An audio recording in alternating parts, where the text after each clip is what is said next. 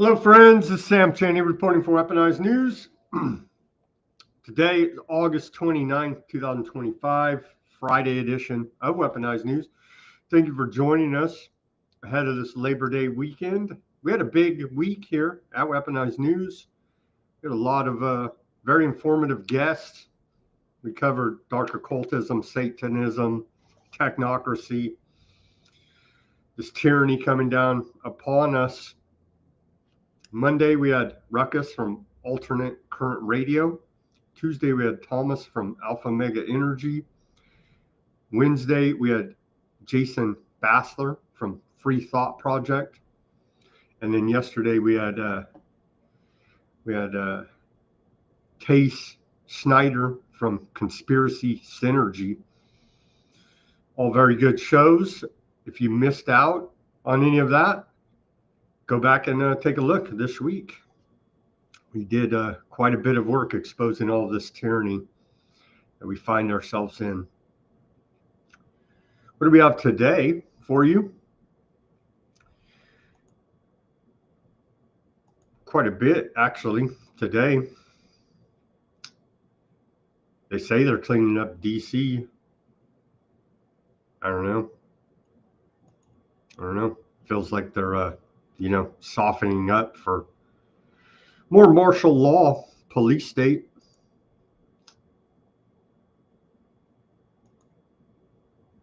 They're turning the screws on us. And of course, the never-ending just in your face aardvark occupation of the U.S. federal government. We have that reporting. Crime down, they say. But can we trust any of this government data? No.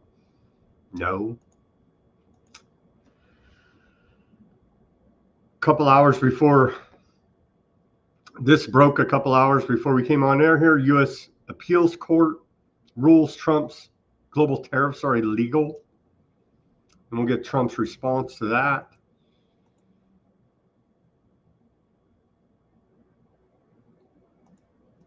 What else do we got today? Oh, Palantir took over the CDC. So that's going to be wonderful for our health. This idiot show keeps going back and forth between Newsom, Greg Abbott out of Texas, Trump about his redistricting. Newsom has rebranded himself as a great American patriot. Just these, I don't know who believes this. Maybe idiots in California do believe it. I don't know where they've been living. Have they been living in California? I don't know, but we'll go over this rebranding. Gavin Newsom, California psycho, is now a great patriot that cares about the people. He's an info warrior. He is an info warrior on the interwebs. Yeah, public health news. It's quite horrific, as the CDC has appointed a new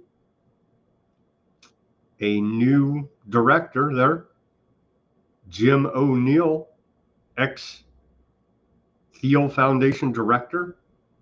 So we have a direct link. A direct link? I don't even know. How do you show a direct link? There's a direct link here now between public health and technocracy. Quite horrific indeed. We'll cover that. There was this big hack. Oh, before we get to that, we'll go over UN hate speech. They put out their guidance about hate speech, and we're going to try to avoid it. Be nice to your aardvark friends, no matter how much genocide they pull off here, right? There was a big leak to give us more insight about Epstein, his ties to technocracy, to Peter Thiel, former aardvark Prime Minister, Barak. We'll go over all that, the details of this leak. What is that? Something like 100,000 emails leaked, were hacked and leaked.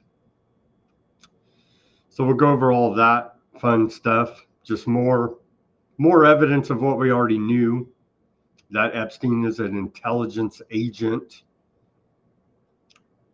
and his ties directly to Peter Thiel, Palantir, Technocracy. It's a freaking nightmare.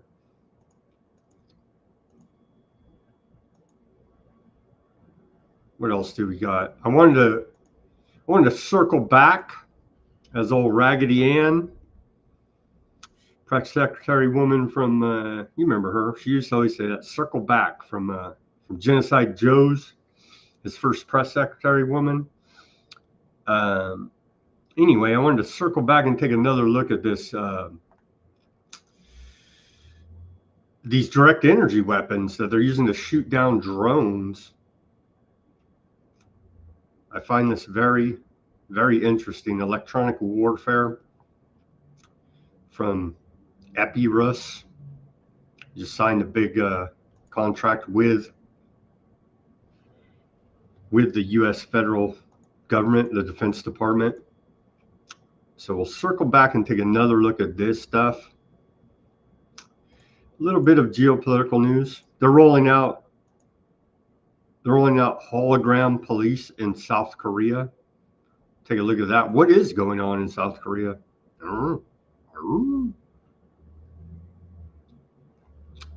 Are we, America, are we going to go to war with Venezuela?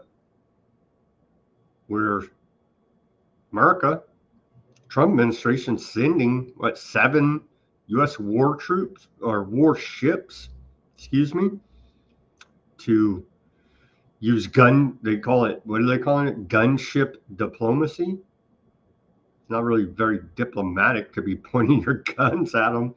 And then we have Maduro's response. He's rallying the troops. So troops are amassing. There. Are we going to go to war with Venezuela? And then the Aardvark genocide. It is quite horrific. The official numbers, I believe it's even more than this, but the official numbers today, 63,000, over 63,000 killed in Gaza,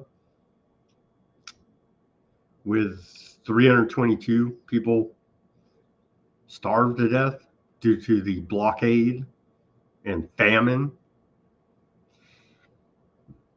159,490 injured, 63,025 Palestinians dead since October 7th, 2023.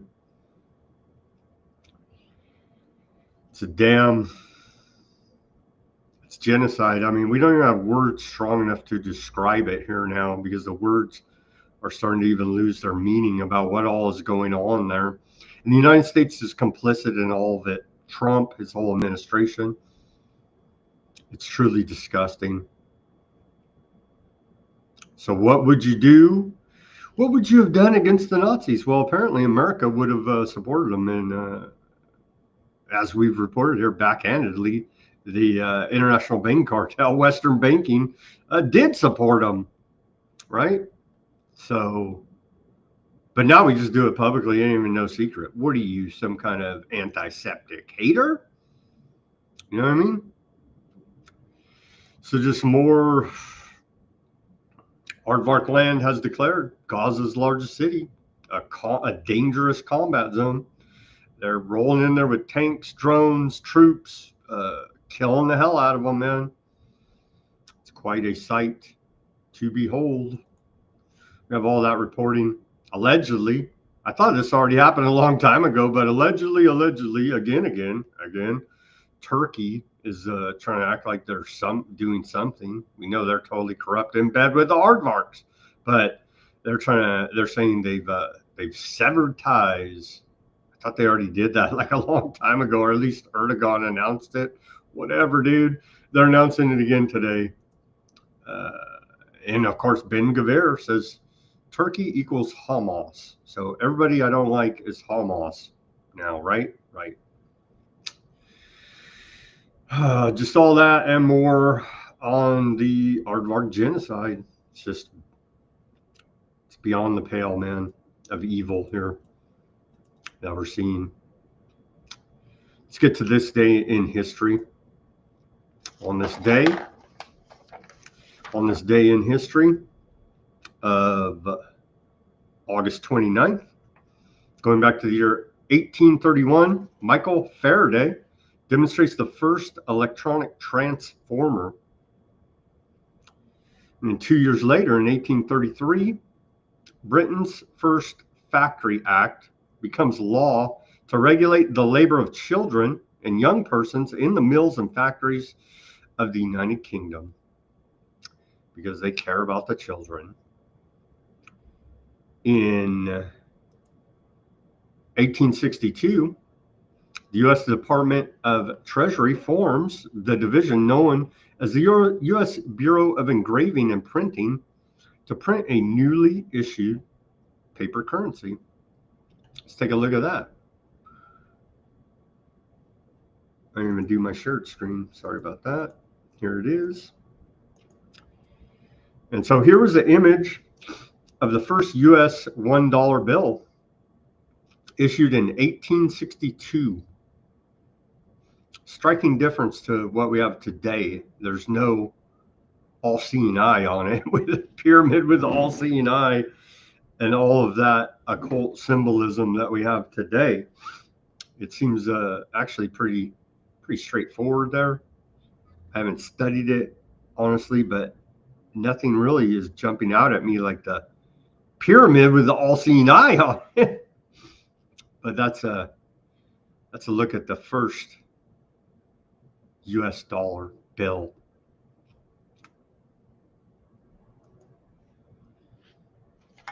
And then, where are we at here?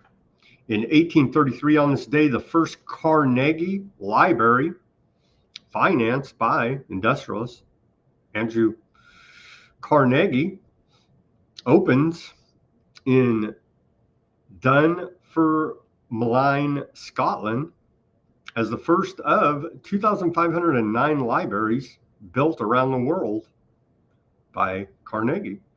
And so even though he was an evil industrialist robber baron, he did give some back through his philanthropy by building libraries. They had to do something to offset all of the other evil. And then fast forward to, 20 years ago now, Hurricane Katrina in 2005. Hurricane Katrina makes its second and third landfalls as a Category 3 hurricane, devastating much of the Gulf Coast from Louisiana to the Florida Panhandle, killing more than 1,836 people and causing over $115 billion in damage.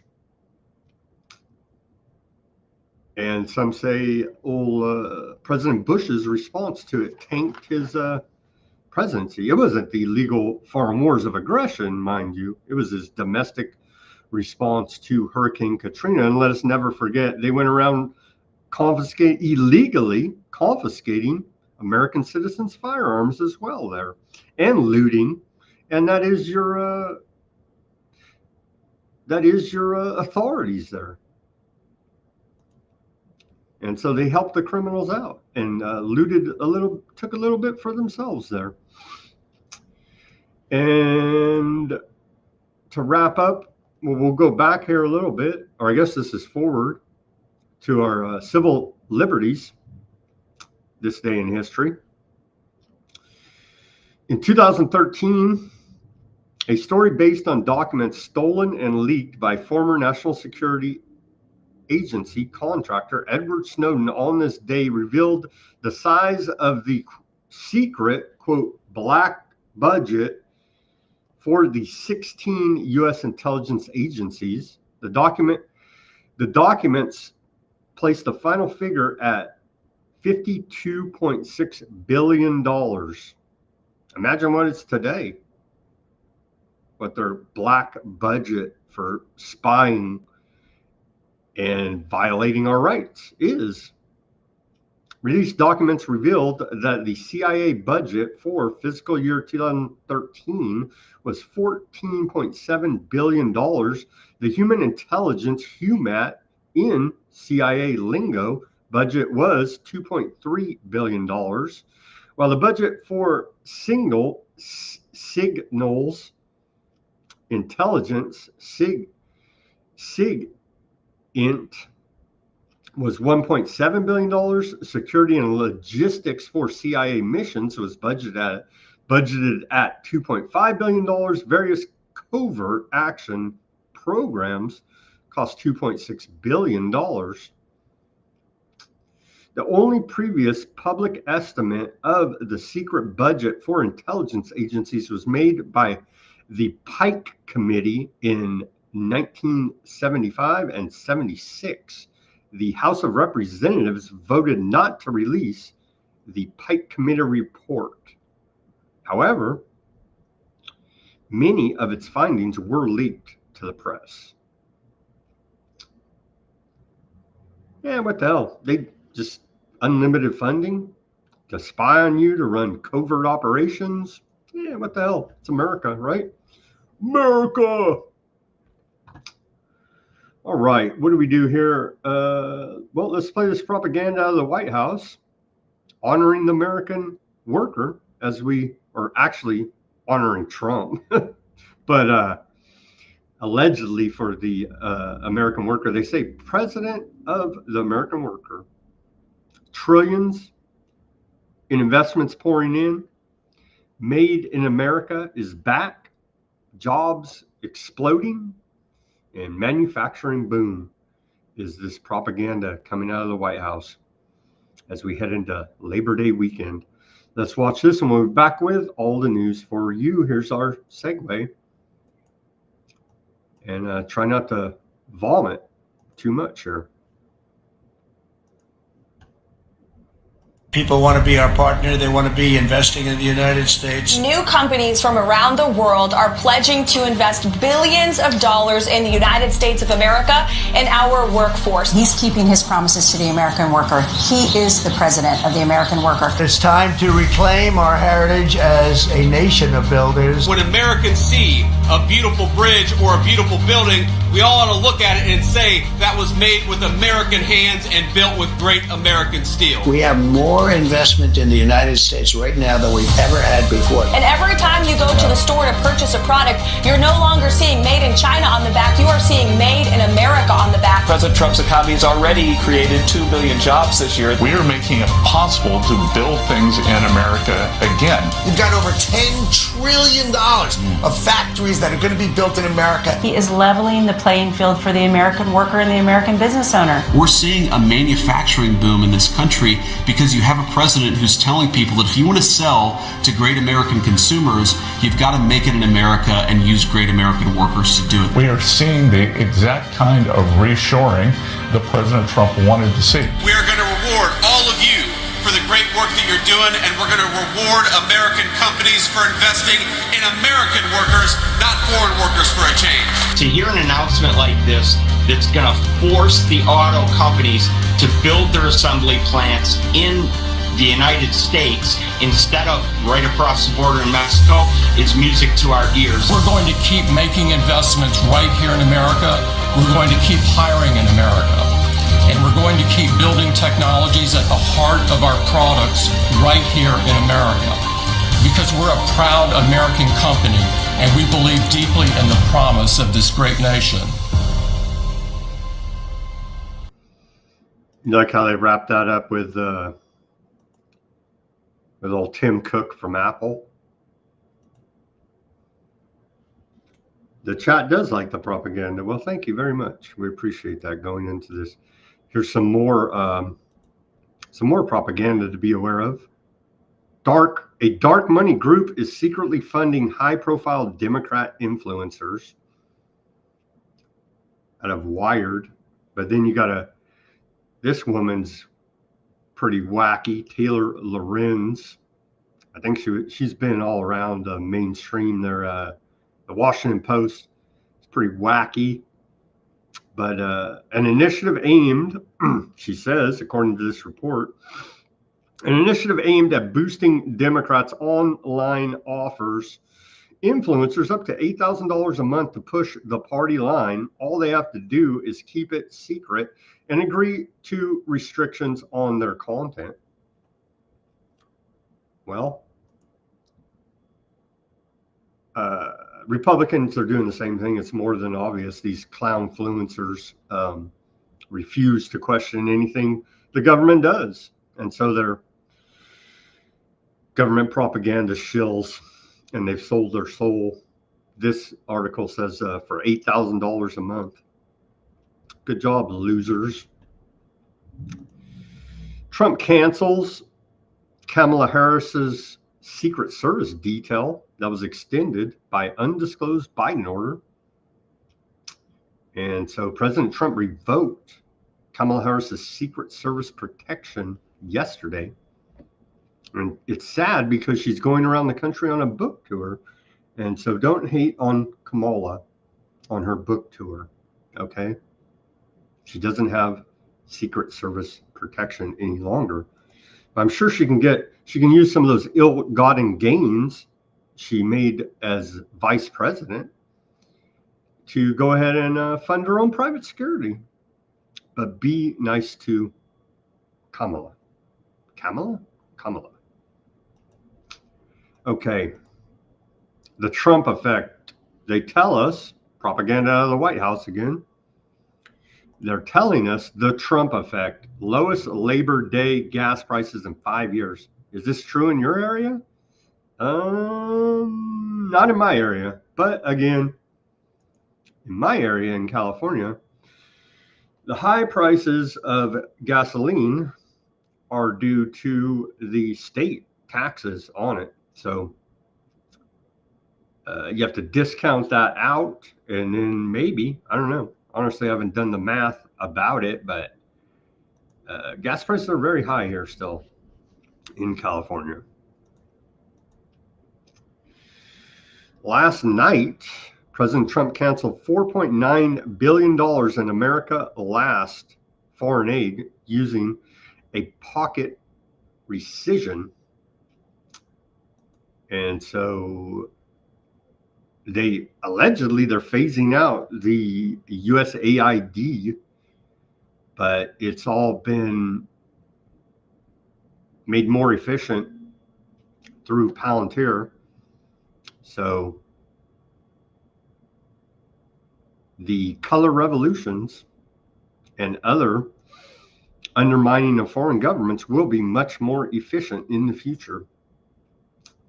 Here's a letter from the White House. Corruption before party, exactly.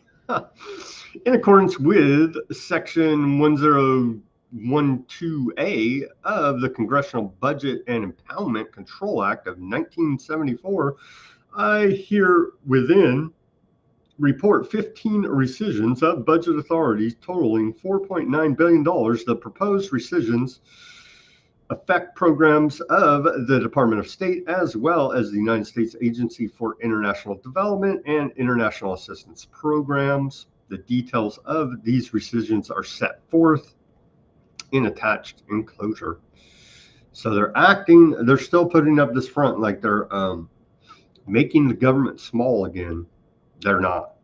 They're just shifting resources around. DHS, see? This is what I'm talking about. This is a dog killer woman, Ice Barbie, Christy Nome. She says, DHS is awarding $110 million to more than 600 faith-based organizations and nonprofits across the U.S. in the face of violent criminals and radical organizations intent on hurting American communities. The Trump administration is helping houses of worship, schools, and community centers to harden their defenses against attacks and protect themselves. This money, administered through FEMA's nonprofit security grant program, may be used on security enhancements like cameras, warning and alert systems, gates and lighting, access control systems, and training programs for staff. Instead of using grant money to fund climate change initiatives and political pet projects, we are using this money to protect American communities, especially places where people gather in prayer. Again, the government can't and won't keep you safe. And I don't know, was that, of course, this is a reaction to that alleged shooting at the Catholic school. And was that all a psyop? I don't know. They're throwing money at it, so kind of makes you wonder. Kind of makes you wonder now, doesn't it? Like if all of this isn't just set up as another money laundering scheme. Continuing here from the FBI, Epstein did kill himself, Cash Patel, known criminal liar now, that MAGA loves still for some reason, when he literally lied to their face for the last 5 years, but that's okay. All federal partners are now at almost 1,400 arrests that are in Washington, D.C. for the Crime Cleanup Initiative. The last 2 days, we saw 38 arrests involving FBI personnel, 3 gun recoveries, 8 drug seizures, and 86 individuals arrested by federal partners in total. Lives being saved every single day. What a bunch of bullshit.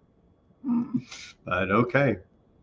And then the good old propaganda. This is the thumbnail that I used today because I have to repurpose government. I have to get something back for my tax money because I certainly don't get any services or representation out of this criminal government.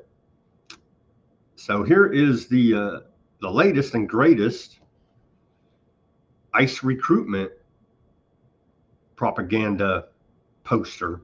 Join ICE now. Join.ice.gov. Department of Homeland Security. Greatness is a choice. Repurposing wartime propaganda there with good old Uncle Sam.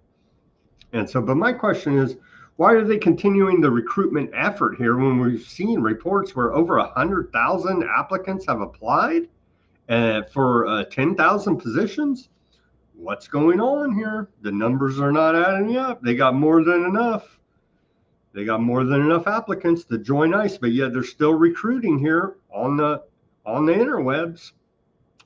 I don't know, man. Doesn't look like a very efficient use of our resources there.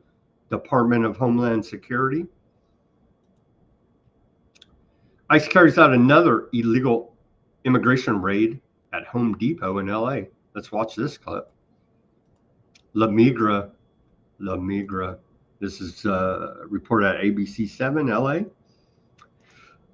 La Migra, man, run. On video, the moment when the unmarked vans drive into the area, and within seconds, agents jump out. A lot of people running up and down, people tripping over themselves, people falling, people people frantic, people trying to find safety, not knowing if they're going to be grabbed or not.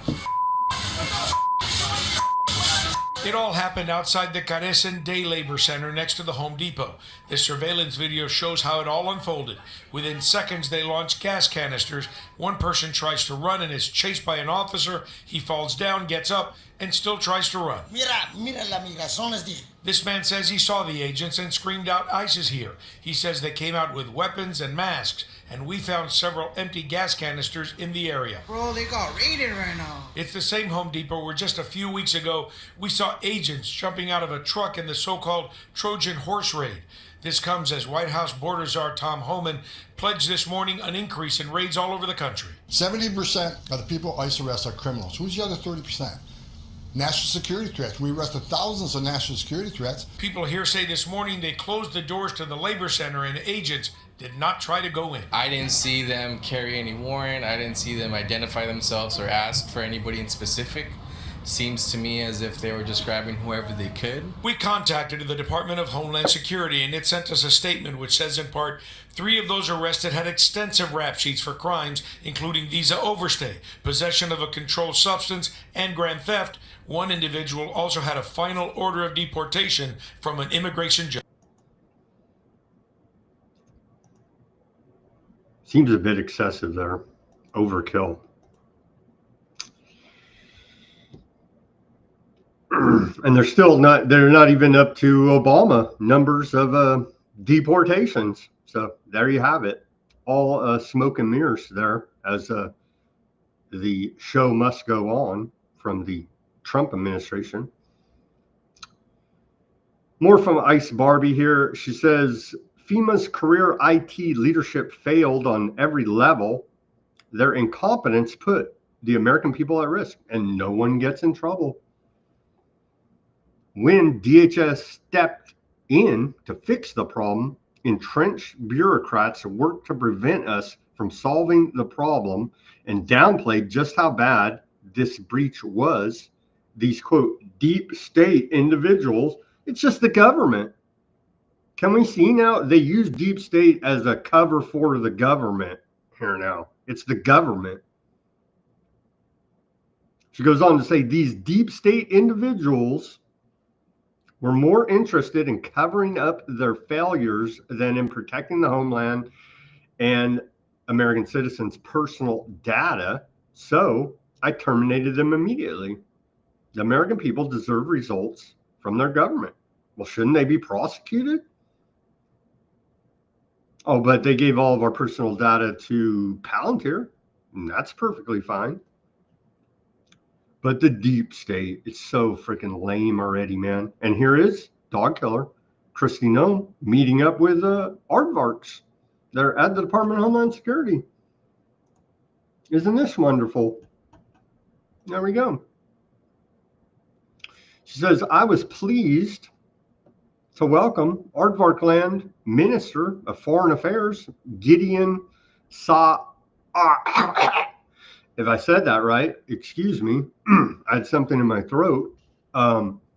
We reaffirmed our commitment to a strong partnership with Aardvarkland on immigration, border security, and combating anti-Septicism and genocide and ethnic cleansing and war crimes and crimes against humanity. Oh, I added that part. Isn't this wonderful? And they put their flag up at the meeting too. So yeah, we're Aardvark occupied government. 100% here now, and it's right in everybody's face. Go America. Continuing, are they making it safe again? It's setting a precedent for troops on the streets.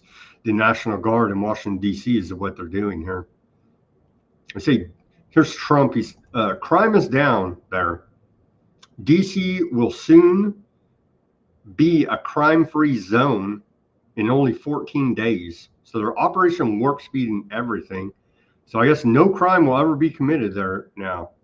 Are they going to have permanent National Guard on the streets? It's like, what? How's this going to sort out here?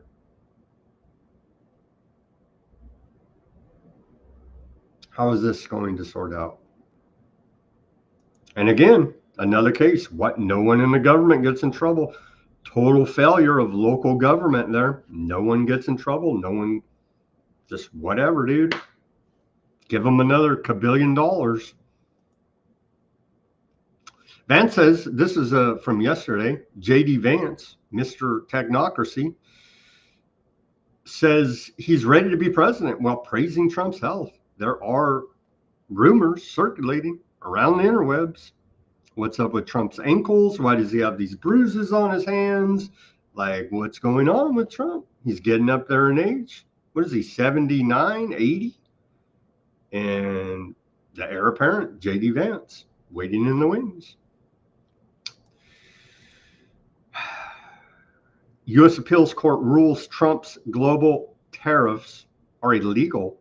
Let's hear this report out of NBC News, who spins their little peacock logo to match up with the goals for sustainable development Nazi symbol, coincidentally enough.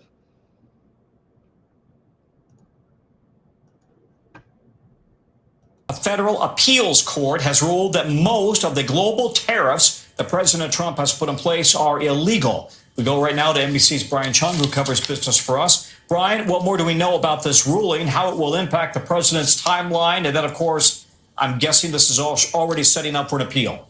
Yeah, Tom, we are just reading over these documents right now, so we're kind of going through it as I'm speaking to you right now. But it seems like the high-level takeaway here is that a court, this being the the Court of Appeals for the Federal Circuit, has decided that the government's use of these what they call emergency authorities to try to tariff essentially every country around the world on a bilateral basis are not legal, and that would imply that they are going to strike them down, which would be really impactful for the 70 plus or so countries that the United States memorably over the past few months has been implementing these case-by-case tariff rates, 15% in some countries, 20%.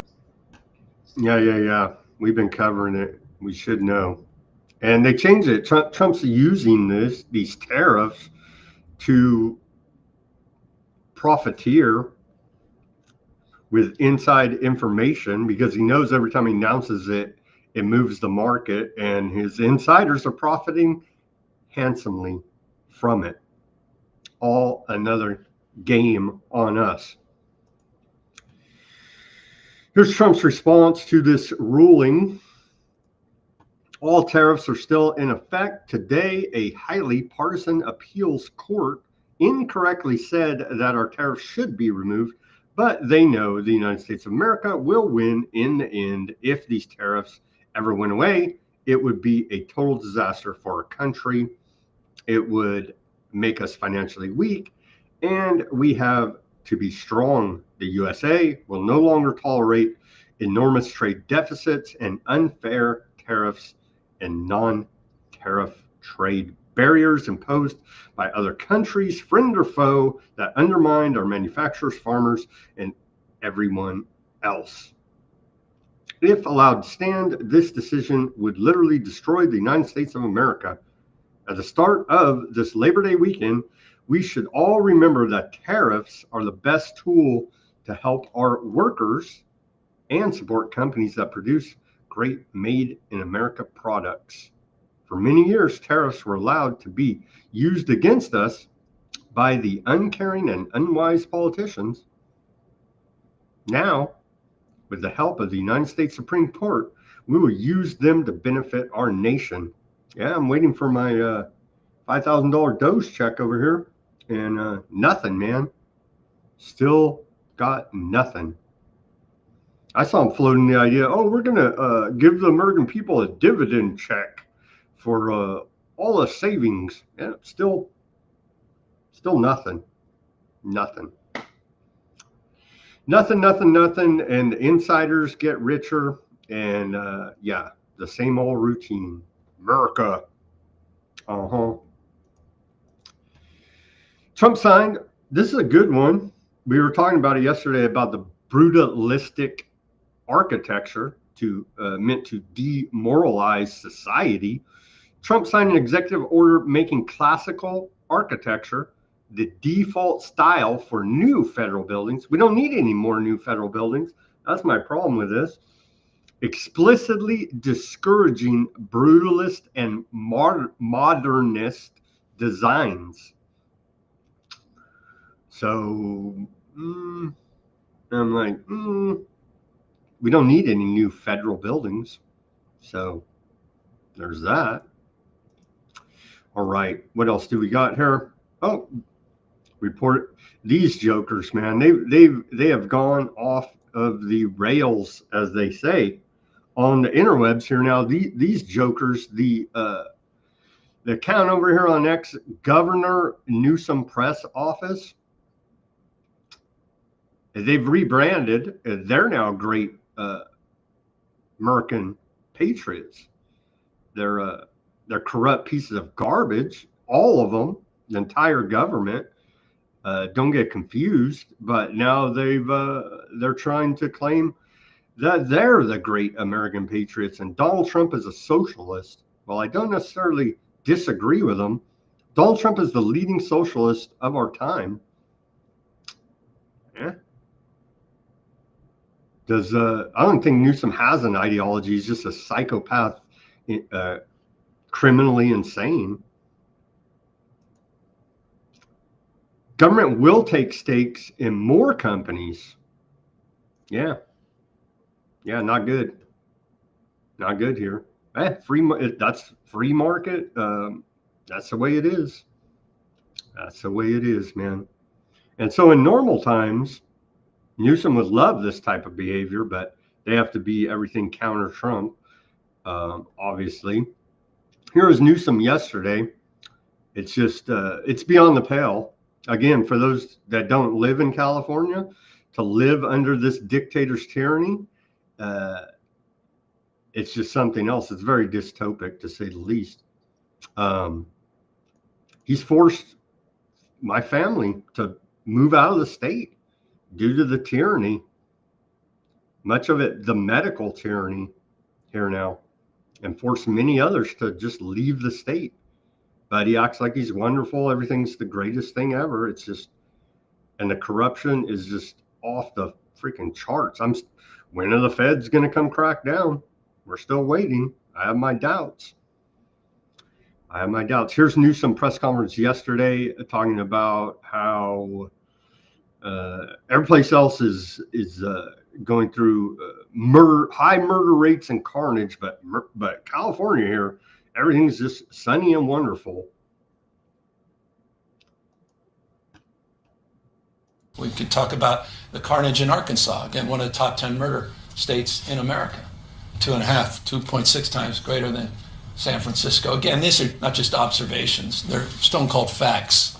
And the fact remains, if the president is sincere about the issue of crime and violence, there's no question in my mind that he'll likely be sending the troops into Louisiana and Mississippi to address the unconscionable wave of violence that continues to plague those states. Why aren't we calling this out?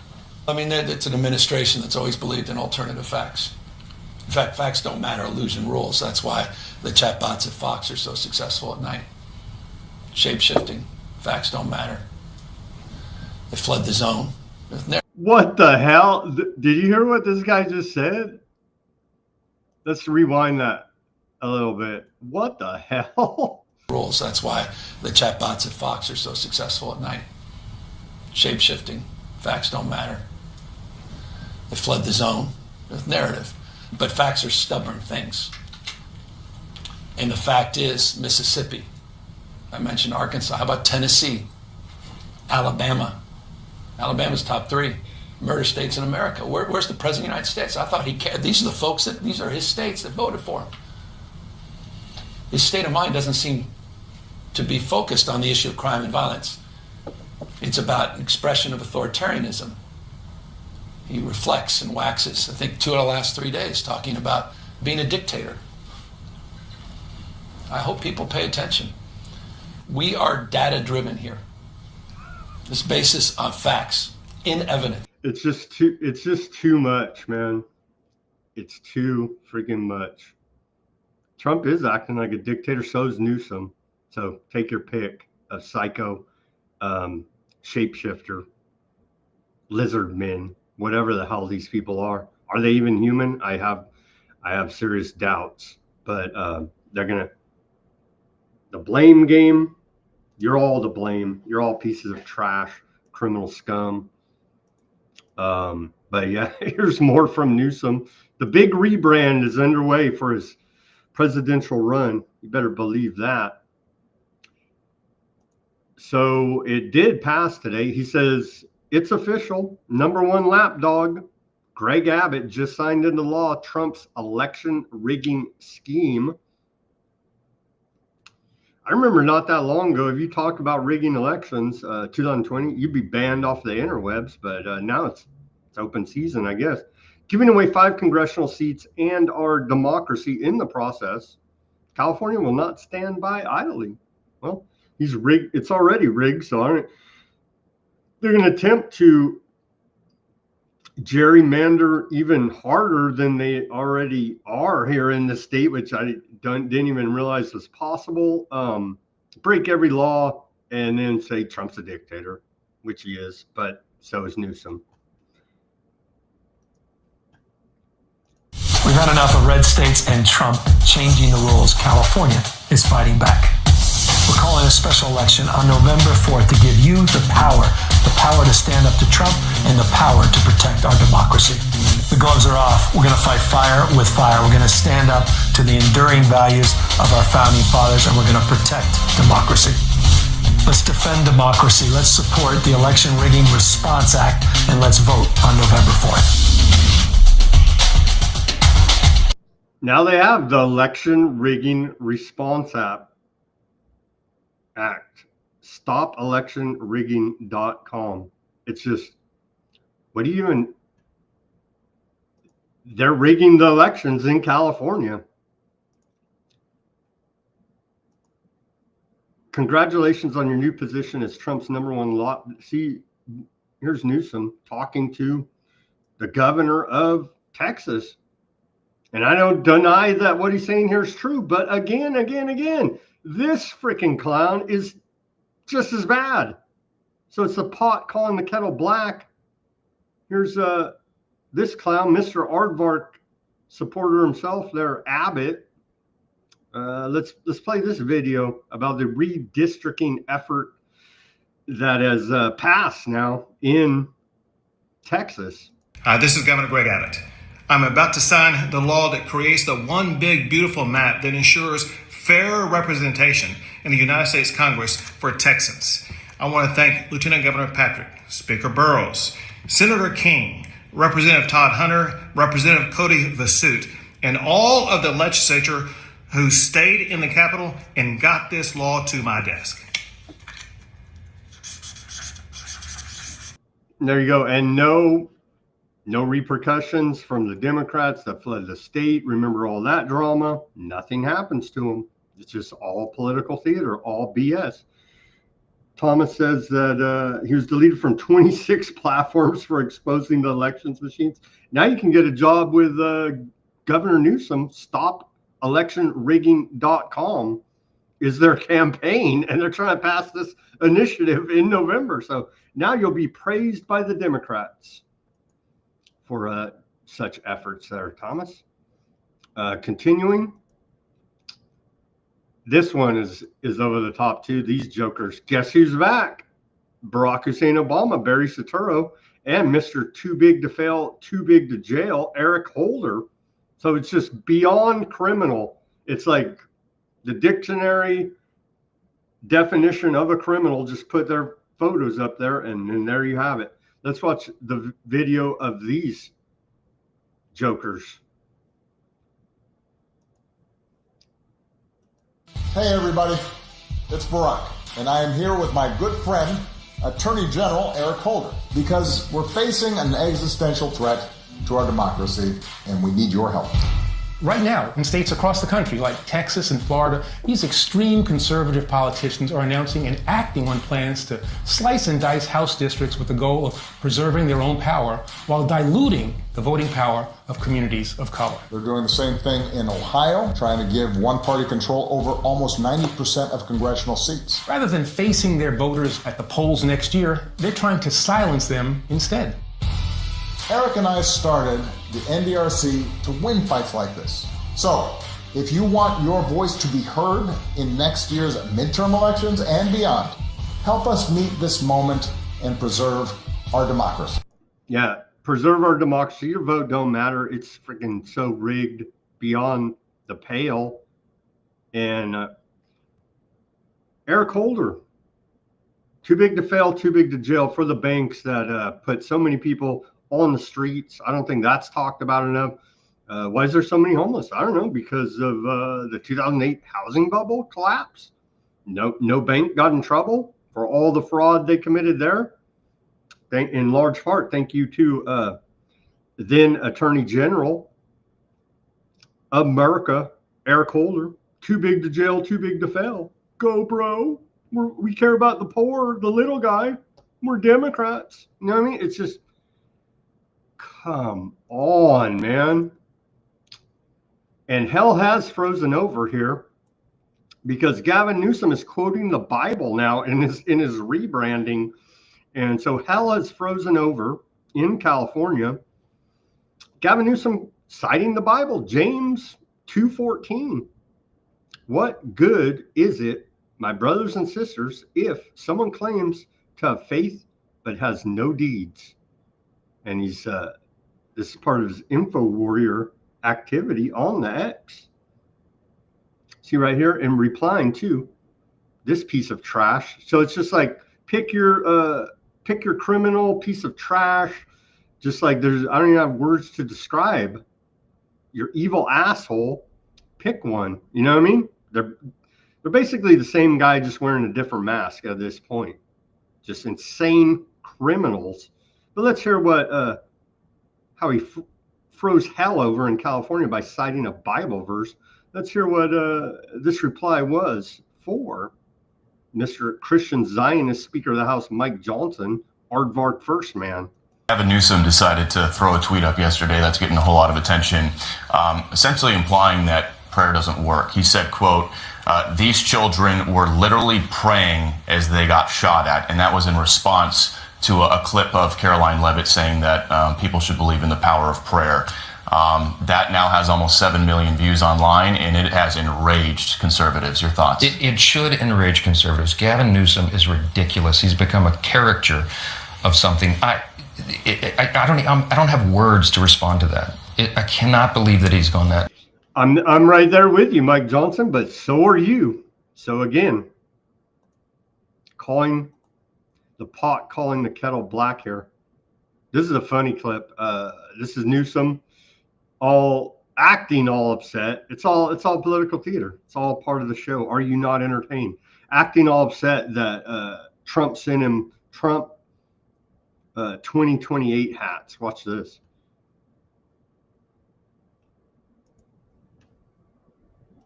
You're not saying you think Republicans are going to stop it? I don't think Donald Trump wants another election. You think for a second I have 24 Trump 2028 hats. His folks keep sending me. And you think he's going to run again? Don't give me. Who spends $200 million on a ballroom at their home and then leaves the house? You're not saying. So Newsom can make all the conspiratorial claims he wants, and that's perfectly fine. But Thomas and I do it, we're getting banned. But America, free speech, First Amendment, right? Yeah, that's how all of this technocracy rolls, man. It's truly disgusting. There's another disgusting creature. Sad to say, once I actually liked this guy until I figured out what he was all about. But he's not lying here, but they lie through omission, right? And so here's a top aide over there to Trump, Stephen Miller. He says the CDC's credibility was shattered during the medical intervention period. One of the world's foremost voices and advocates and experts on public health is working hard to restore the credibility and integrity of the CDC as a scientific organization. What? Again, government propaganda shill hacks. Here you go. At least this guy's official. As we know, the CDC's credibility was shattered during the COVID era. This is now widely understood and widely acknowledged. And CDC used to be, of course, we said it at the time in real time and got freaking banned off of the internet for it, for warning the public, doing the government's job, which they should have been doing. There's widely around the world as a premier health agency, and much of the world discovered in the last few years that CDC was actually staffed by a lot of very partisan, very political bureaucrats who weren't at all concerned about public health and weren't actually very knowledgeable about public health. And we are working hard, and more importantly, Secretary Kennedy, one of the world's foremost voices, advocates, and experts on public health, is working hard to restore the credibility and the integrity of CDC as a scientific organization committed to the scientific method and getting to the root causes of the public health epidemic in this country. We're going to get to that. Here's aforementioned Bobby Kennedy Jr. there in Texas, making Texas healthier.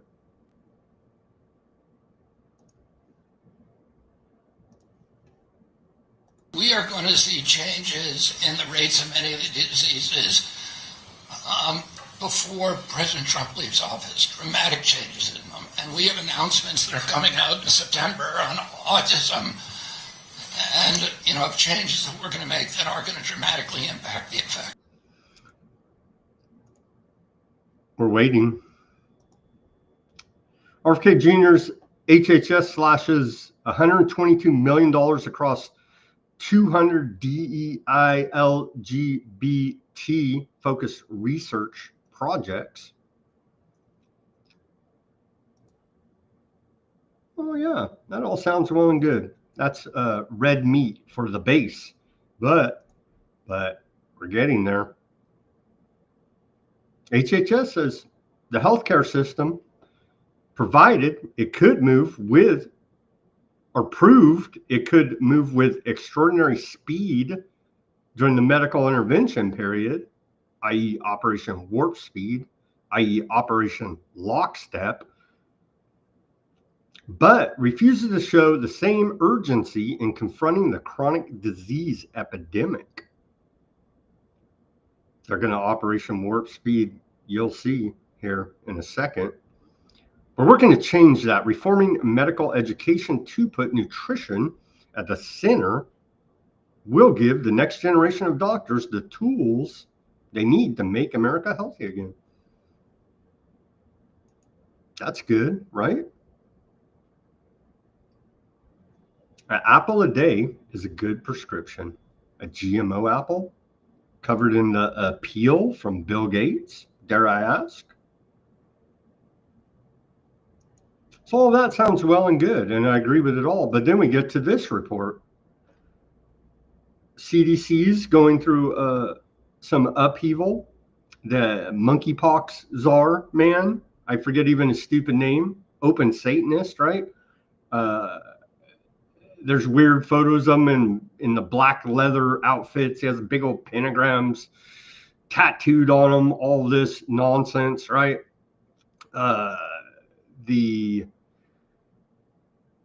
The former director, who has now been fired, says she won't be fired.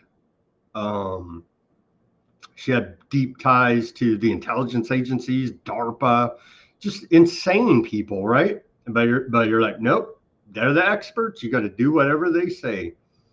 Well, we got rid of them, and we brought in Jim O'Neill. He's the new CDC director. Well, it all sounds well and good. He's going to prescribe apples, and everything's going to be wonderful, right? We're going to, in a few days here, September's coming up, the government's going to tell us the cause of autism, and we're going to stop it. And so everything's going well. Wait. I need the soundboard, slam on your brakes. Turns out the new CDC director, this character, Jim O'Neill, he's ex-Thiel Foundation director. He worked at Thiel's Mithril Capital, embedded in Thiel's inner circle, pushed FDA reforms echoing Thiel's agenda. Meet the new CDC, brought to you by Palantir. And of course, that's a post by our friend there, Jason Bassler. What the hell? And then this reply under it, and it just goes on and on and on. Ex-Palantir employees, Peter Thiel associates in the Trump administration. This is technocracy. This is it right here. In your face, MAGA idiots. So it just goes on and on. Epstein's neighbor, Lutnick, covered all his corruption. It just goes and on and on and on. Look at all these people. This is your technocracy, scientific dictatorship, rolled out in our face. There it is. Make America healthy again. And with that, we're going to take our live commercial break at the top of the hour. Everybody go to weaponizednews.com, get yourself some stickers over there. We have the holograph sticker. I don't know what happened to my, I lost my white background. Maybe the kids stole it. I don't know. But anyway, We got the holograph and we have the clear, and we do have the white background, but I don't have my sample with me. Go to weaponizednews.com, get yourself some stickers over there. We appreciate the subscribers and the support. We need more of it. Support independent reporting and analysis. And I do, again, believe this was a great week of shows, a massive amount of important information from our guests. And so go back and take a look at those. Everybody go to weaponizednews.com. The shows are not even there, but you can find it all over the interwebs on YouTube, Rumble, X, probably Rumble or Odysee are the best ones. Wherever you may, your viewing pleasure is. So go to weaponizednews.com, give us a donation, buy some items from us, help support the cause, because we're informing the public about the scientific technocracy, scientific dictatorship technocracy here now, coming on at warp speed. All the pieces are in place here. It's quite horrific. We're sounding the alarm here. Few will listen. Few will listen, but don't say we didn't warn you. And with that, I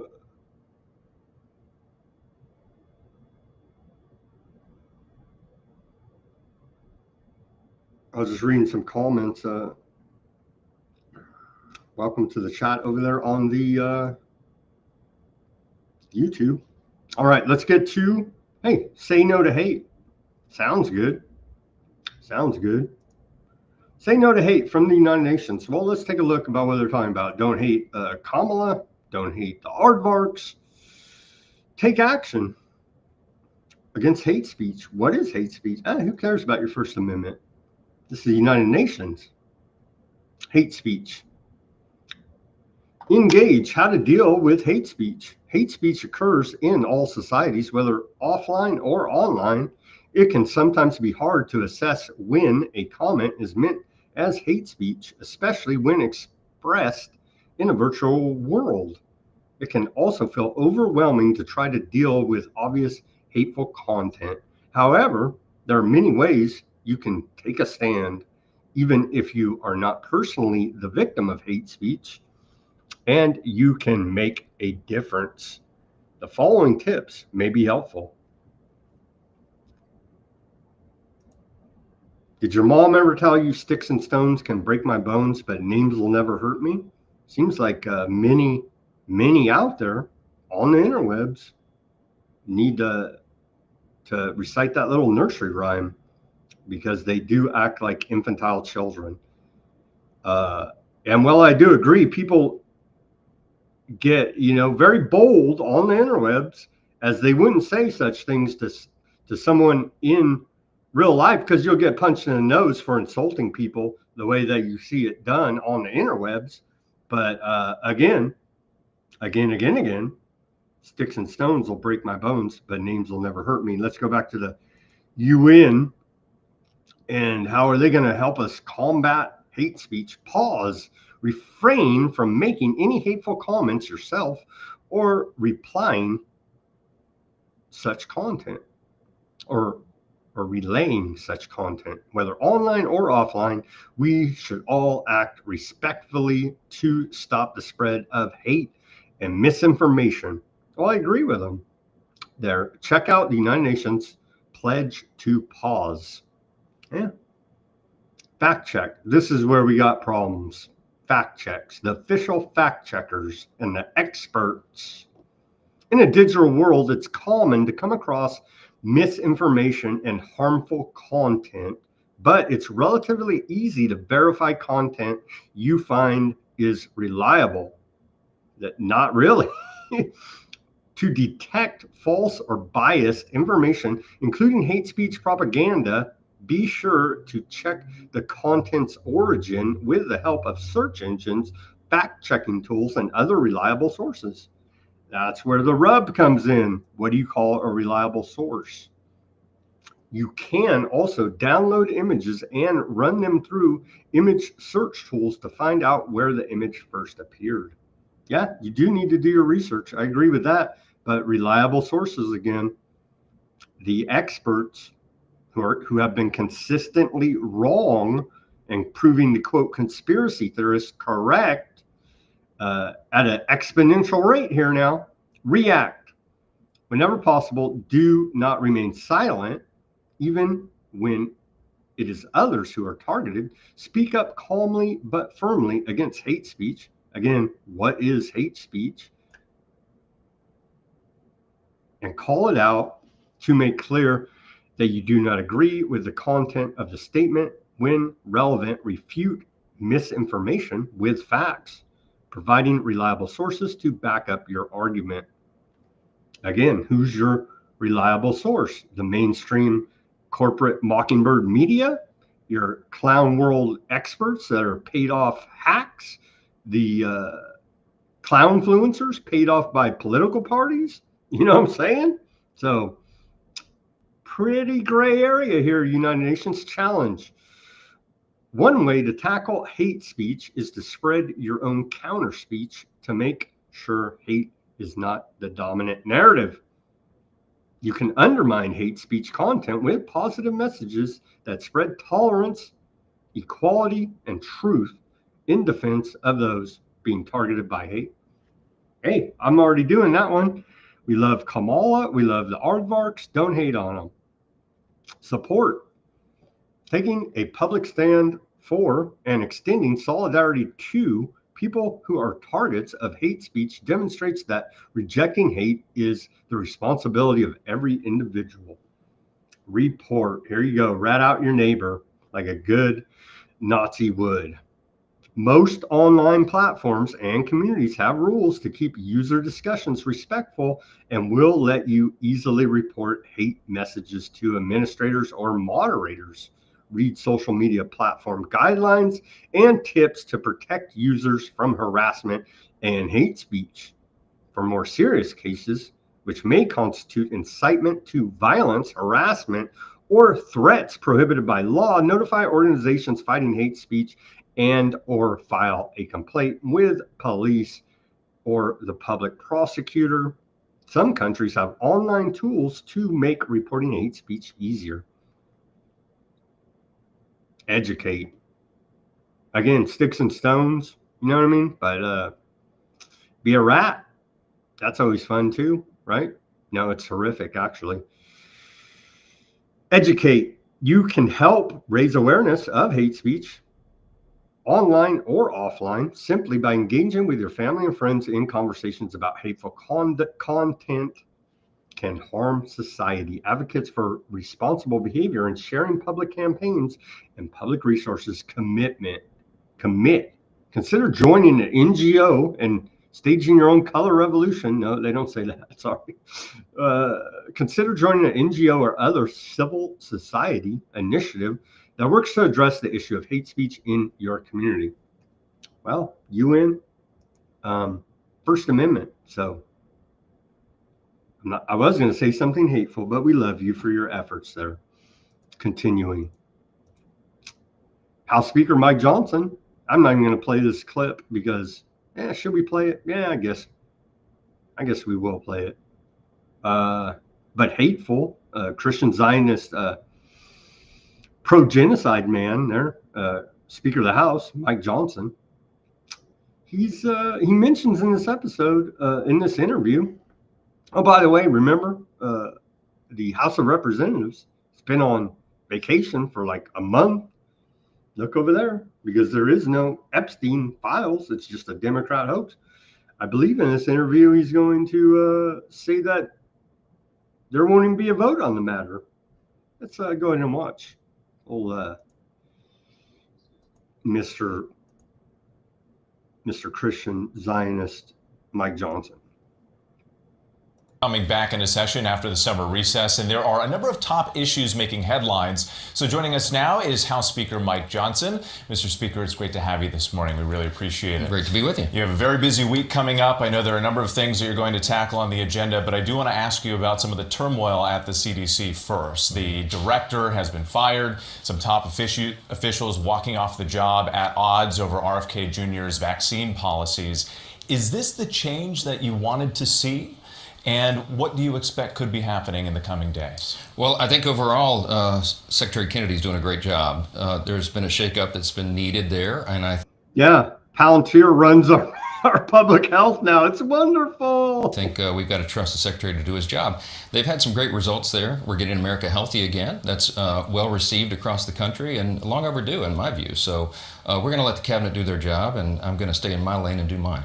But with this concern, does this turmoil only add to the deterioration of confidence in the CDC? And there is some concern that if the vaccine policies change or they're not recommended, then insurance companies won't provide coverage, and that could mean that people who want them may not have access. Does that worry you?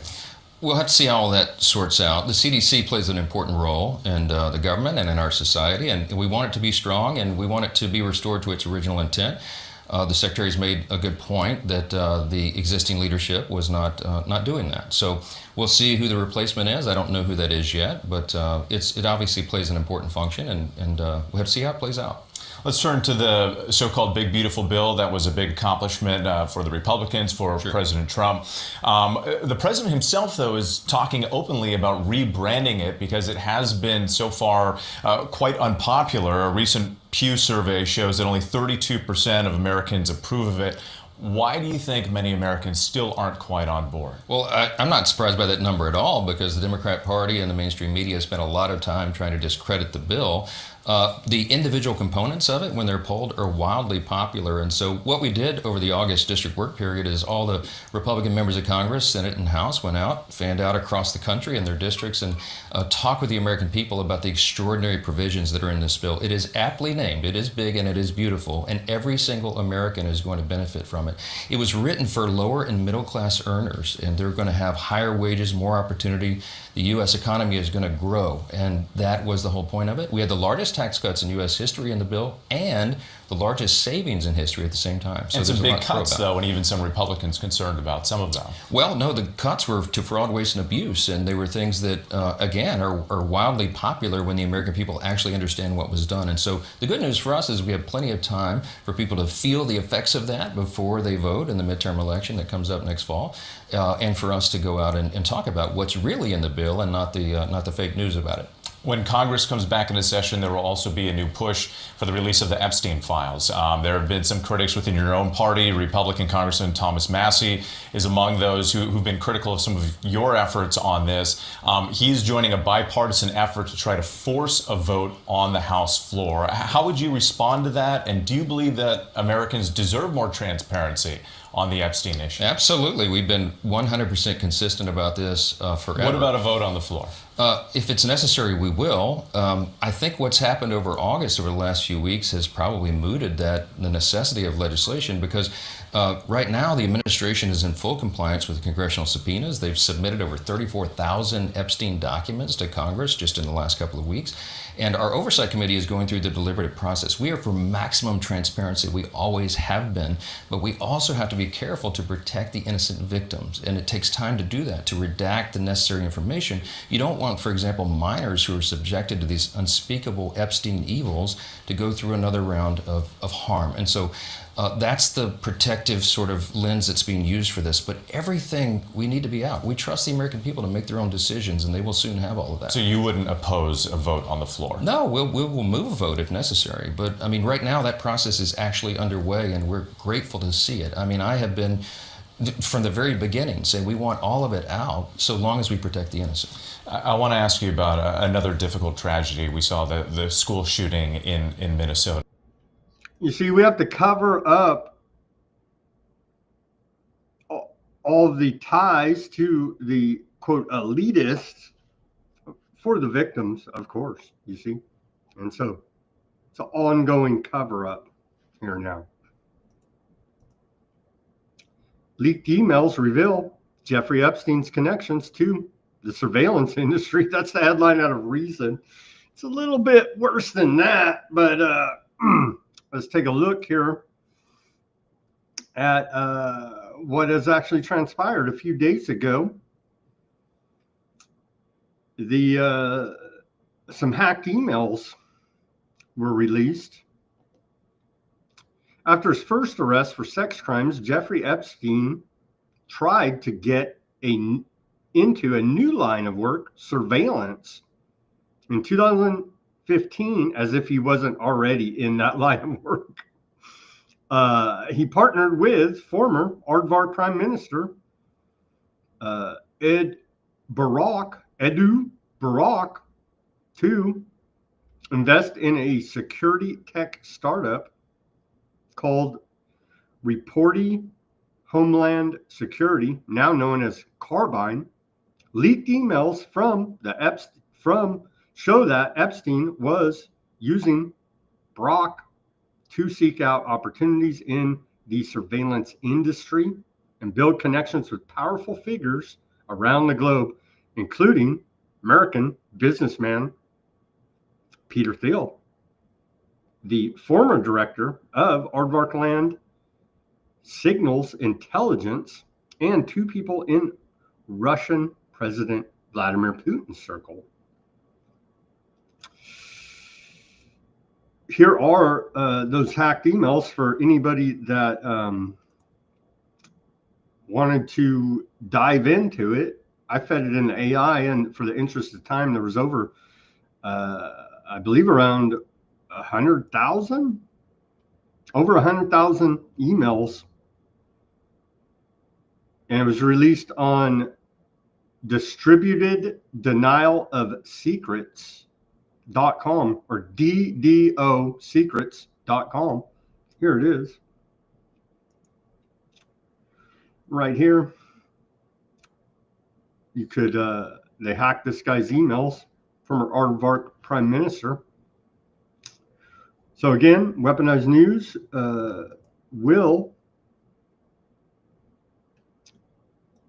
we'll post that link in our Substack. Let me get through this so we can get to the nitty gritty of all this. What is all this about? Leaked emails from Jeffrey Epstein exposed in May 2025 by a hacker group, handled and published by the Transparency Collective. Some are calling it the new WikiLeaks. Distributed Denial of Secrets shed light on the convicted sex offender's deep involvement in the surveillance and security technology industry following his 2008 guilty plea for soliciting prostitution, for which he served a year in detention, which was literally a revolving door. He had the key to his own cell. It was quite the prison term he served there, right? Under harsh conditions. The email spanning from 2014 to 2016 primarily reveal Epstein's business partnerships, particularly with former Aardvark Prime Minister Ehud Barak, aimed at investing in high-tech startups focused on emergency response, cyber warfare, and intelligence-related technologies, i.e. technocracy. These documents highlight Epstein's strategic efforts to leverage his wealth and connections to penetrate the lucrative surveillance sector, often concealing his direct involvement to avoid scrutiny due to his criminal history. A central revelation in Epstein's collaboration with Barak on investing in Reporty Homeland Security, an Aardvark startup, later rebranded Carbine, which develops advanced 911 emergency dispatch software. In December of 2014, Epstein facilitated a virtual meeting between Barak and Pontius Barakis, excuse me there, a co-founder of Reporty and former director of Aardvark Land's Elite Signals Intelligence Unit, 8200. Pieces of crap all over the interweb censoring everybody, getting everybody canceled, right? Unit 8200. Emails indicate that the investment was structured to hide Epstein's role, and Barakis later told Haaretz in 2019 Barak brought the money, and as far as I'm concerned, it's his. I didn't know Epstein and haven't met him. Following Epstein's 2019 rearrest on federal sex trafficking charges, Barak dissolved their partnership, and neither remained on Carbine's board. The startup has since attracted significant funding, including from Peter Thiel's Founders Fund in a 2018 Series B round. The leaks also exposed Epstein's attempts to connect Barak with prominent Silicon Valley figures, notably Peter Thiel, co-founder of PayPal, and the data analytics firm Palantir, Technocracy. In May 2014, Epstein invited Barak to meet Thiel, emphasizing the importance of spending, quote, real time with him, and offered to arrange a dinner. Although Barak couldn't attend initially, he referred to it as a, quote, first date in communication, suggesting discussions on geopolitics. By February 2016, Epstein directly pitched Reporty to Valar Ventures, a firm co-founded by Thiel. Isn't this wonderful? Andrew McCormick, a general partner at Valar, responded positively, expressing interest in hearing more. Though he ultimately deemed the proposal premature, this outreach underscores Epstein's role as a networker in the tech world, bridging political and business elites. Further complicating Epstein's profile are his engagements with Russian elites amid geopolitical tensions. In April of 2015, Epstein introduced Barak to Sergei Belyakov, a former Russian deputy minister of economic development, who invited Barak to St. Petersburg International Economic Forum. Epstein advised Barak on how to position him, Epstein, in discussions with Russian President Vladimir Putin and his advisors, suggesting topics like markets, currency, and zero interest rate environments, while emphasizing his apolitical stance. Additional reporting from the Dossier Center indicates Epstein provided Belyakov with advice on evading U.S. sanctions, and in July of 2025, U.S. Senator Ron Wyden alleged that the Treasury Department held records of Epstein's transactions with sanctioned Russian banks amounting to hundreds of millions of dollars.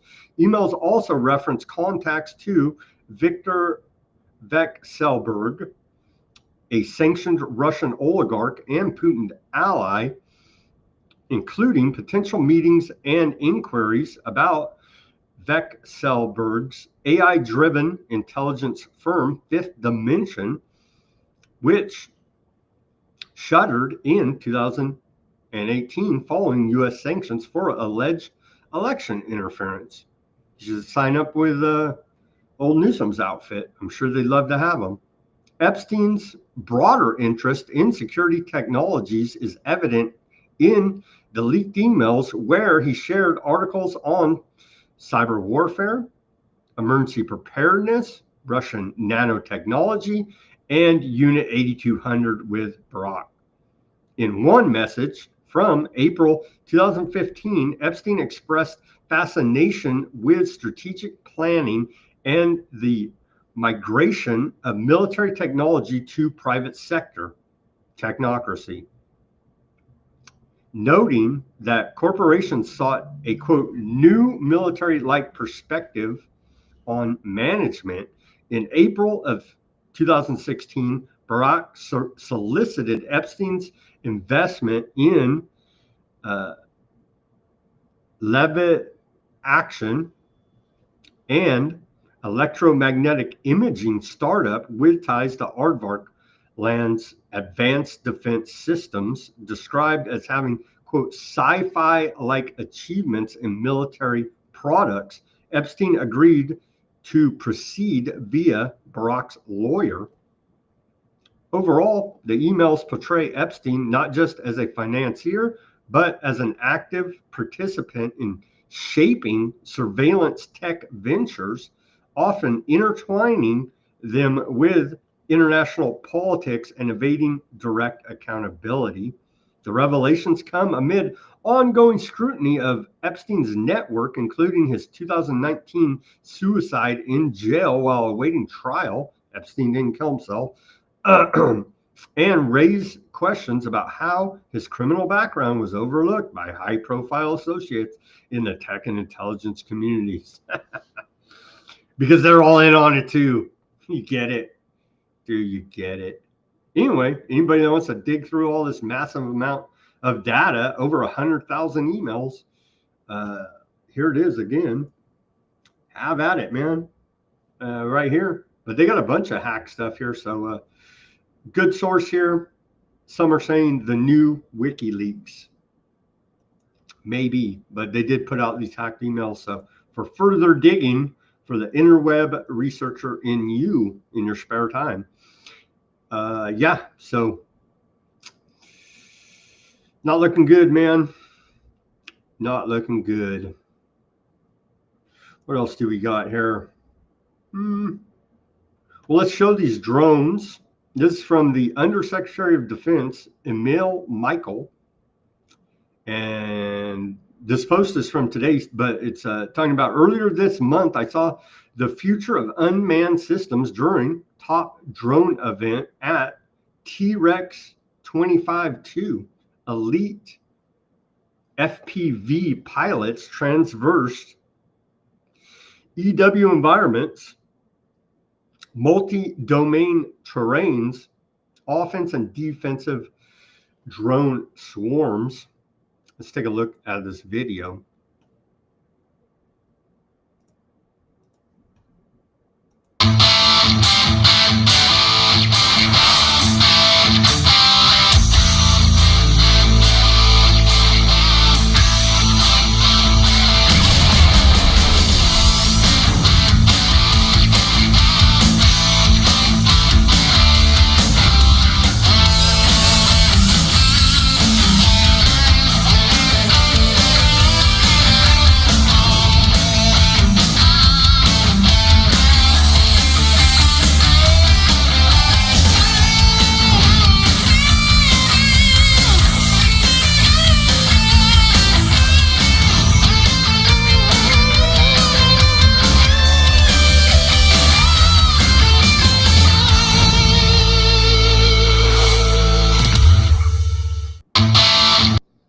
Hell yeah, America, right? World police. Back to this. I want one of these. What good are these drones against this thing? Allegedly, this is going to shoot a microwave beam and knock all these drones right out of the sky. Here from our friends at Epirus. Just got a big contract with the Defense Department, working directly with DARPA. And so isn't this wonderful? The direct energy weapons here. And so supposedly they shoot, as is in this video on their website, they shoot this Leodus is a solid state high power HPM system utilizing gallium nitrate semiconductors for unmatched counter electronics effects.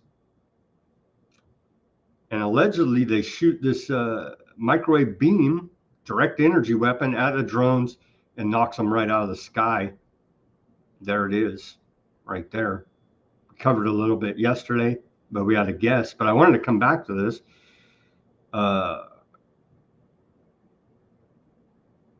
Our Leon Das product family utilizes solid-state software-defined long pulse high-powered microwave technology to achieve unmatched effects against numerous electronic threats, beginning with counter UAS mission.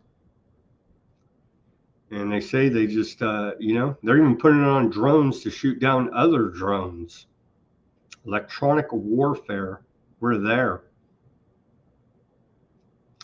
They say it's human safe, low voltage, zero ionizing radiation, and software controlled safe zone, makes it safe for people and friendly assets alike. Well, isn't that wonderful? High power microwave.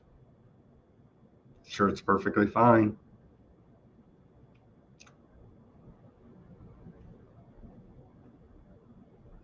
There it is. And again, I want one of these to get the Terminator drones. Sorry, I can't afford it. I'm not the Defense Department. They even hook it on a drone of their own. There may be a drone flying around shooting direct energy weapons. And so there you go. It's quite terrifying, actually. All right. On to geopolitical news.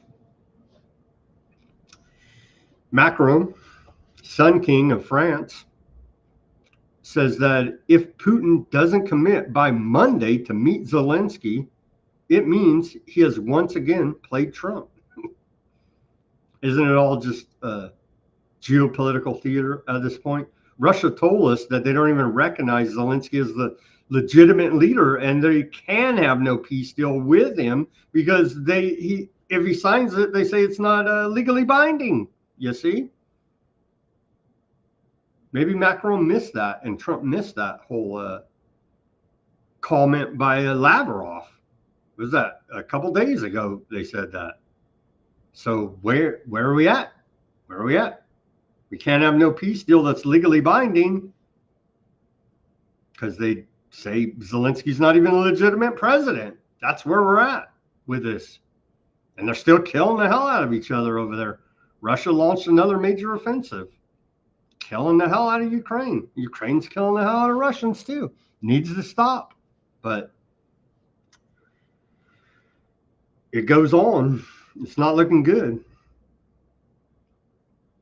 Would you feel safe in American cities with hologram police?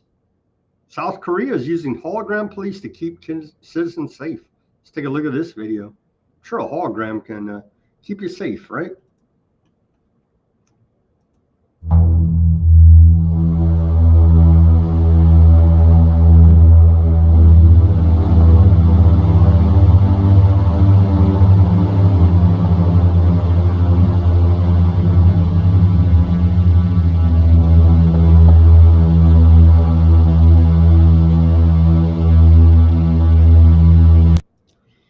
Pretty creepy. I don't even know what's the point? A holograph of a cop. Whoop-de-friggin' do. You know what I mean? Well, keeping everybody safe. Thailand's constitutional court removed suspended Prime Minister Sin Watar from office, found guilty of ethical misconduct over phone call with Cambodia's former leader, Hun Sen. So, America, sure, you can cook up charges. The federal government can indict a ham sandwich. So, get after it, boys. But no one in the government ever gets in trouble. But they could follow Thailand's lead here. They won't.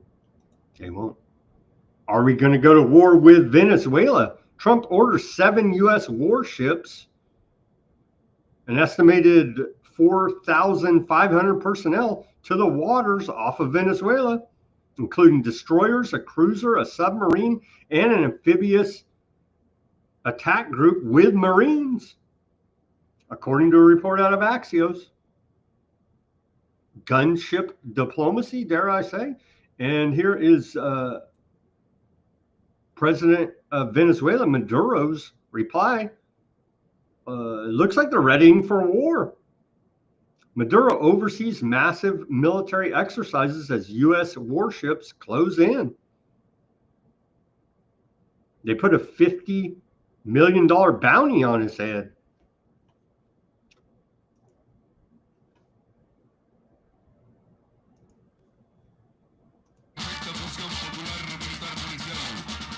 Luego de 20 días continuos de anuncios, amenazas, guerra psicológica, luego de 20 días de asedio contra la nación venezolana, hoy estamos más fuertes que ayer. Hoy estamos más preparados para defender la paz, la soberanía y la integridad territorial que ayer.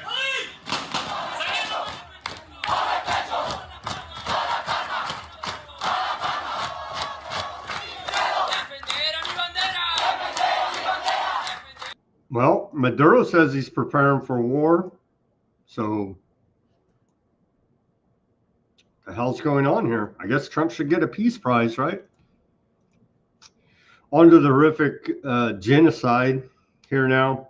Gaza, death toll surpasses 63,000 killed. It's quite horrific indeed here. And it's way more than this even. These are the official numbers from the Gaza Health Ministry. Again, with the latest deaths, Aardvark land has killed 63,025 Palestinians and injured 159,490 since October 7th, 2023, according to the health ministry there in Gaza. In the last 24 hours, total number of hunger-related deaths to 322. Skull and bones number right there, including 121 children. So some occult symbology there for you. Touting the genocide, the blood sacrifice ritual that is the Aardvark genocide. It's just beyond the pale of horrific. Beyond the pale of horrific here. Smotrich, finance minister. Cartoon character villain. It would be funny if it wasn't so horrific. He says water, electricity, and food must be cut off from Gaza. Those who don't die by bullets will die of hunger or surrender.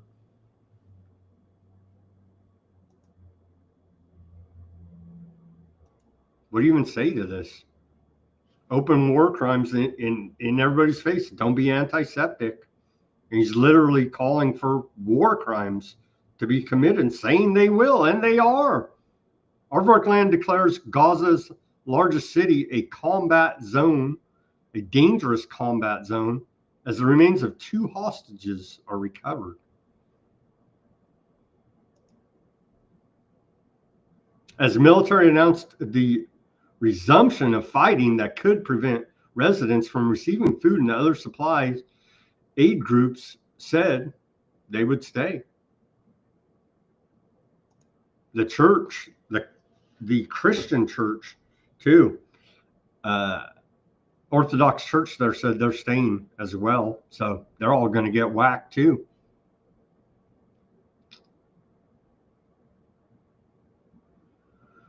The offensive is widening.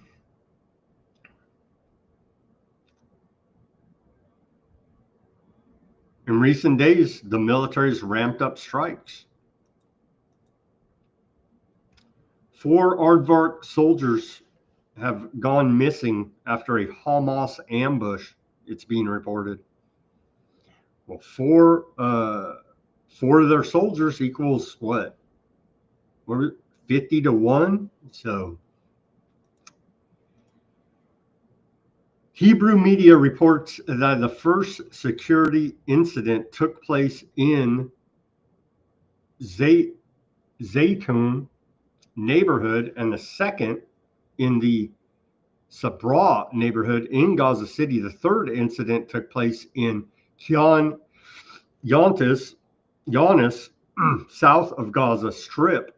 The Hannibal Directive, that's it for these missing, quote, missing IDF soldiers.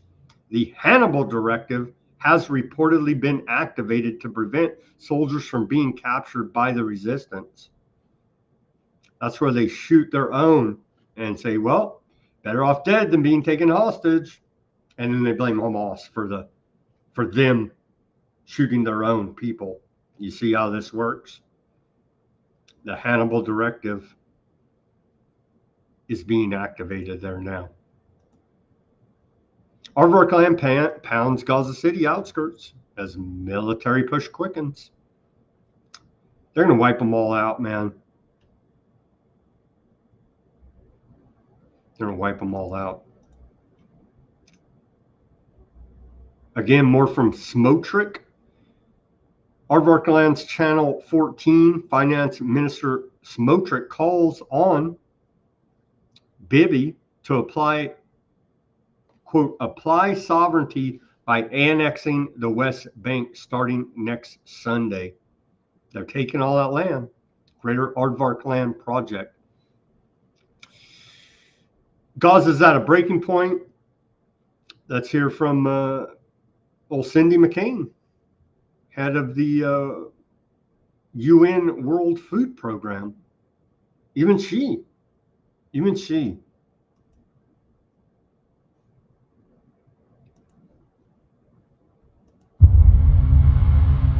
500,000 people here in Gaza are starving. Many more are on the edge. I'm speaking to you from Deir al-Balah, where famine is expected in the coming weeks if food doesn't reach the thousands of starving families here fast enough. The desperation is overwhelming. We can reach them. We need safe routes and sustained access. We must deliver at the scale this crisis demands. So there you go. Even John McCain's widow is now antiseptic hate against aardvarks. You see? Quite unbelievable there.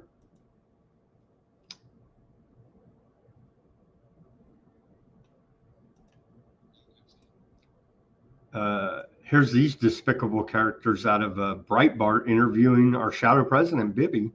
It's maybe we should sanction Cindy McCain. You actually inspired the creation of Breitbart News when you were still in the opposition. Our founder, Andrew Breitbart, and our CEO, Larry Solov, met with you in Israel on a delegation of conservative journalists, and they walked outside and brainstormed the idea to create the company that is now Breitbart News and the giant, really, of conservative new media. So looking at Breitbart's growth, I should ask you, first of all, whether you anticipated when you planted that seed the fruits that would be harvested today, in a sense, in terms of transforming the American media and international news coverage. Well, to be honest, no. But I was asked by Andrew Breitbart, what should we do about the cascade of lies in the mainstream media? And I said, tell the truth and broadcast the truth. And I didn't know that he'd walk out of that meeting and say, oh, that's what we're going to do. And that's what you proceeded to do. And I'm very glad that there's now at least some pluralism in the media and some ability to get other viewpoints and the facts out to people who are often, are lied to. That is important. We have now a different challenge, that you have the swamping of the social media with all sorts of algorithms that are rabidly anti-Semitic, anti-Israeli, and so on. So the battle for truth continues all the time. Wow.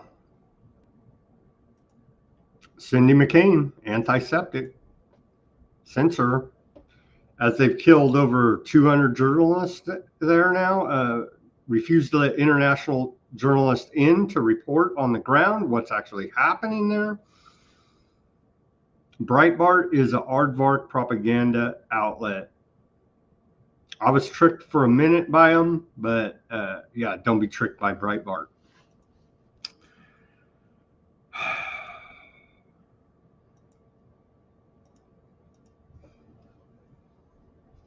Trump administration revokes Palestinian officials' visas before upcoming UN General Assembly. They must consistently repudiate terrorism, including the October 7th massacre.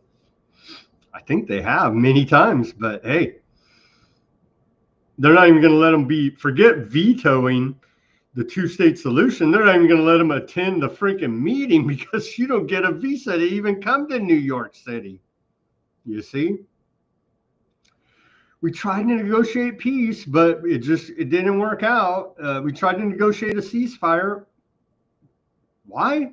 Why didn't it work out? Oh, you whacked the negotiator. Oh, well, this is a little more soft-handedly, but about the same effect. If you can't even go to the meeting, then hey, I guess Palestine two-state solution, no good, doesn't even exist. I see it.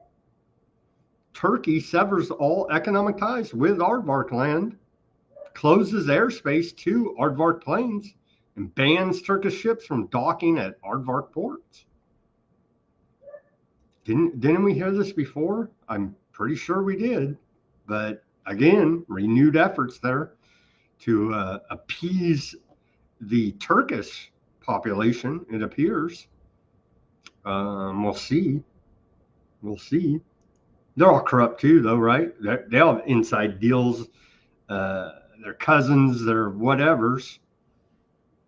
They're still keeping the goods flowing, let's just say here.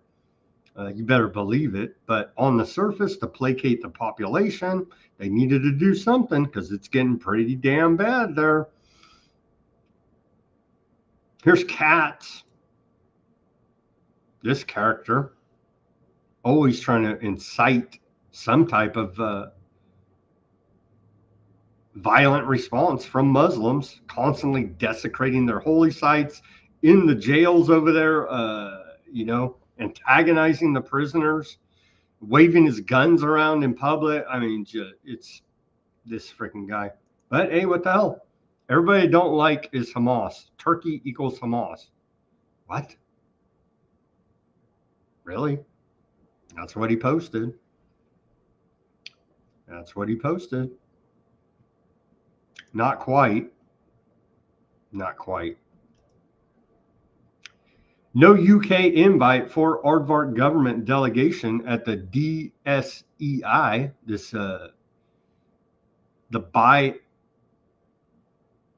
the biannual defense and security exhibition held later next month in September over there in Big Brother UK land. The UK government says it will not extend an invitation to the aardvark government to have a delegation present at the upcoming military, whatever you call it, exhibition, where they go and buy and sell weapons to kill people, and profiteer off of war. Quite horrific there, but it's all for our own public safety and defense, of course. And so poor old aardvarks won't get to go to the show this year, but they'll still get their weapons somehow, some way.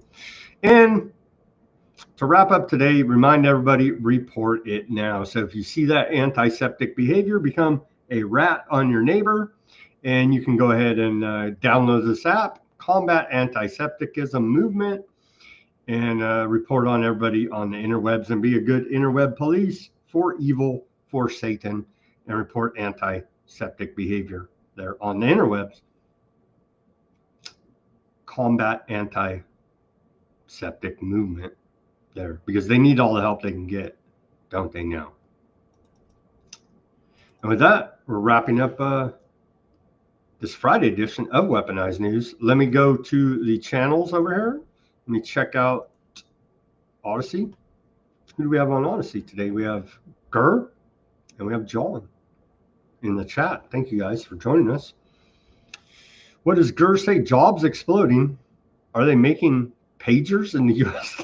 That's a good one. That's a good one, Gurr. Quite horrific. He had an internet show. Oh, they're talking amongst themselves. Oh, by the way, John, I am a fan of Alan Watt cutting through the matrix. That guy was, exposing the global conspiracy long before many others in great depth, going through all the big background history and citing all these, laying it all out. You know what I mean? So, yeah, very good. Bless his soul there, Alan Watt from Cutting Through the Matrix. He's no longer with us, but he did give us a lot of great work in his time, for sure. Let's see here.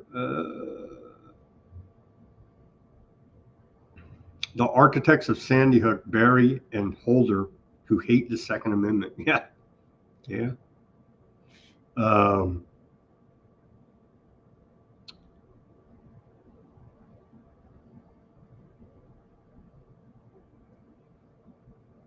Gurr says Newsom and etc. are not the real problem. It's the people who vote for them, allegedly. Yeah, well, people that believe in this system are the freaking problem, for sure. For sure, for sure. John says, why do you like that homosexual aardvark who insults white Americans at every opportunity? I guess I voted on the cannabis referendum in the past. Oh man. They say Carbine 911 is one of many startups in America that are run by the former members of Unit 8200.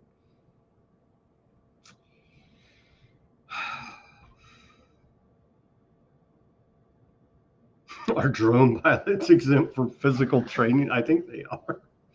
I think they are. Same old pattern, Sam. White Christians killing white Christians in wars instigated by aardvarks. That seems to be the trend here now, doesn't it? Aardvarks control nearly all U.S. media.